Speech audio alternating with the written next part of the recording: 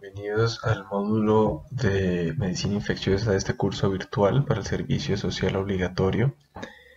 En esta ocasión decidimos que el tema estrella fuesen las fiebres icterohemorrágicas tropicales. Si bien la medicina infecciosa es muy amplia y la idea del curso no es hacer un repaso teórico de muchos temas, sino hacer énfasis en los que con mayor probabilidad se enfrenten en el área rural, pues decidimos que fuese este el tema principal. Las fiebres icterohemorrágicas tropicales, las más importantes son malaria, fiebre amarilla, leptospirosis, dengue, algunos tipos de hepatitis, los arenavirus y las riquecias que se recogen dentro del acróstico mafaldar por las iniciales de las enfermedades. Algunas son endémicas del país, otras no son endémicas, tienen un comportamiento más epidémico o su incidencia es muy baja. Por esta razón vamos a tratar en estos módulos dengue, malaria y leptospirosis. Respecto al dengue, es importante conocer la epidemiología para llevarse una idea del impacto que representa. Es endémico en 140 países. En la gran mayoría de los países esta enfermedad es endémica. Hay 4 billones de personas en el mundo que estarían en riesgo de contraerla, 390 millones de infecciones al año, con 96 millones de sintomáticos, 20 millones de muertes y principalmente este comportamiento endemoepidémico se eleva en épocas de lluvia. El vector, esta es una enfermedad transmitida por vector y en este caso se trata de una arbovirosis porque es transmitida por los artrópodos. En este caso es un díptero de la familia Culicidae y es el Aedes aegypti, el principal vector en nuestro país. Lo pueden reconocer por sus distintivas marcas, anillos blancos alrededor de sus patas, que son 6, y en la zona del abdomen. Existen datos claros de epidemiología en Colombia. Si lo equiparamos con los del nivel del mundo, hay 25 millones de personas en riesgo y casi el 90% del territorio nacional se encuentra en un probable riesgo de contraer dengue, lo que hace muy probable que se vayan a enfrentar con este en el año de servicio social obligatorio. Se calcula una incidencia aproximada de 120 casos por 100.000 habitantes y para el caso del dengue grave es de 18 casos por 100.000 habitantes. Lo que es interesante es que la mortalidad es evitable hasta en el 98% de los casos. Con el tratamiento, que aunque no es específico y en general es de soporte, se logra esta alta tasa de muerte evitable. Sin embargo, se presentan hasta 29 muertes por año, lo que equivale al 1.17% de letalidad, y la mayor incidencia y prevalencia se presenta en los departamentos de Atlántico, Santander, Norte de Santander, Valle del Cauca, Antioquia, Tolima, Huila, Casanare y Cundinamarca, para que lo tengan en cuenta en el caso de sus sorteos o donde hayan elegido realizar el servicio social. El dengue, según nuestra guía de atención integral al paciente, se define como una enfermedad viral aguda endemoepidémica, porque si bien tiene picos de epidemia, es una enfermedad endémica a lo largo de todo el año del país, transmitida por la picadura de hembras de mosquitos del género Aedes, principalmente Aedes aegypti, que constituye la arbovirosis más importante a nivel mundial en términos de morbilidad, mortalidad e impacto económico. De ahí la importancia de reconocer. Unas palabras cortas en cuanto a la etiopatogenia. El RNA de la familia de los flavivirus cuenta con 4 serotipos y esto es importante porque la enfermedad confiere inmunidad hacia su serotipo. Luego, el antecedente de una infección por dengue no descarta un nuevo diagnóstico en el momento posterior. Se traduce en una poliproteína que posteriormente se cliva en 3 estructurales y 7 no estructurales como la mayoría de esta lipoproteína con su posterior clivaje equivale a proteasas, helicasas, en fin, algunas de las proteínas más importantes para el mantenimiento del ciclo viral. Importante recalcar el papel de la proteína E y la célula blanco, que es la célula dendrítica. El dengue se caracteriza por unas etapas clínicas de la enfermedad que es vital reconocer, que ya las vamos a mencionar, en especial relacionarlas con el, los días de infección que lleve el paciente.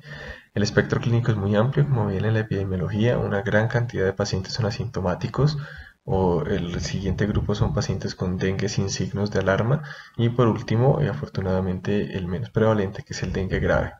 Las tres etapas clínicas son la febril, la crítica y la recuperación, y ya se va a desglosar un poco más en cómo reconocerlas. La fiebre es de intensidad variable y se asocia además con cefalea, dolor retroocular, artralgias, mialgias y exantema. Todos signos bastante inespecíficos, pero dentro del contexto epidemiológico y sumándolos pueden hacer el diagnóstico. Es importante reconocer entonces los signos de alarma, porque si bien es una enfermedad con una mortalidad relativamente baja, cuando se presentan los signos de alarma se dispara ostensiblemente la probabilidad de complicaciones y de mortalidad. Entonces aquí están listados para que los repasen, incluyen el dolor abdominal intenso, los vómitos persistentes, la hipotensión postural, la hepatomegalia dolorosa, hemorragias importantes, es decir, melena o hematemesis, somnolencia o irritabilidad, disminución de la diuresis, disminución repentina de la temperatura, bastante importante dentro del monitoreo que se le hace a los pacientes, y el aumento del hematocrito, ya que se relaciona con una caída abrupta en el conteo plaquetario. Por último, la acumulación de líquidos manifestado clínicamente como ascitis, edema o derrame pleural. La forma más agresiva de la enfermedad se manifiesta, uno, por una extravasación severa del plasma, lo que equivale a un choque, en este caso por dengue, o un acúmulo de líquidos que se manifiesta como una dificultad respiratoria bien sea por un derrame masivo o por edema pulmonar. Segundo, se manifiesta por hemorragias severas que están a criterio médico, pero generalmente es en forma de hemorragia del tracto digestivo. Y tercero, por daño grave orgánico demostrado a nivel hepático con una elevación de las enzimas de citólisis mayor o igual a 1000, a nivel del sistema nervioso central como alteraciones de conciencia, signos de miocarditis o daños en otros órganos atribuidos a la infección. Esta gráfica es de un artículo clásico bastante antiguo, sin embargo nos deja ver claramente los parámetros clínicos y analíticos de la enfermedad de acuerdo a su evolución natural. El síntoma cardinal va a ser la fiebre, que puede ser alta, superando los 40 grados en los 2 primeros días de la enfermedad. Posteriormente, entrando hacia el día tercero o cuarto, ven cómo la temperatura baja se asocia a los signos de shock o las hemorragias manifiestas, y existe un ascenso del hematocrito que se coincide con el descenso en el conteo plaquetario, disminución de la viremia y aumento de las inmunoglobulinas, que se cree están relacionadas con el daño a la permeabilidad capilar, que es lo que genera en últimas las consecuencias clínicas. El diagnóstico se basa en la anamnesis, que tiene que ser positiva de acuerdo a los signos y síntomas que se han mencionado. Tener especial cuidado con los periodos de incubación para que sea una anamnesis positiva de 5 a 14 días. El examen físico, que puede demostrar hepatomegalia, estertores, exantema, signos de choque o una prueba de torniquete positivo.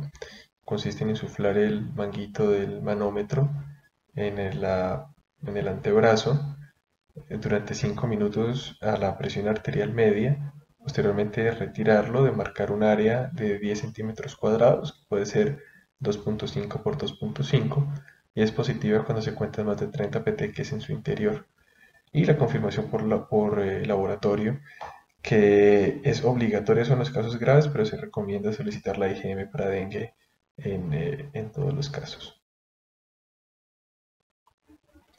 Existen los criterios de laboratorio, como lo mencionaba, la IgM para dengue o aislamiento viral. Se prefiere la IgM En la mayoría de los sitios rurales esto va a ser, se va a realizar la toma y se debe realizar un adecuado embalaje de la muestra para que ésta sea enviada a los laboratorios de referencia. Es obligatorio la toma de hematocrito, hemoglobina y plaquetas, un cuadro hemático. Es lo que es de obligatorio a cumplimiento pues está al alcance de un laboratorio básico del primer nivel.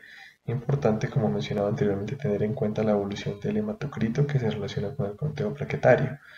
Si existe la posibilidad, debería tomarse gases arteriales, electrolitos, transaminasas, albúmina y exámenes adicionales en casos de dengue grave y en pacientes con sospecha de encefalitis una imagen del sistema nervioso. Para el tratamiento es importante clasificar a los pacientes en tres grupos, si son grupo A, B o C. Y para esto vamos a hacer tres preguntas claves.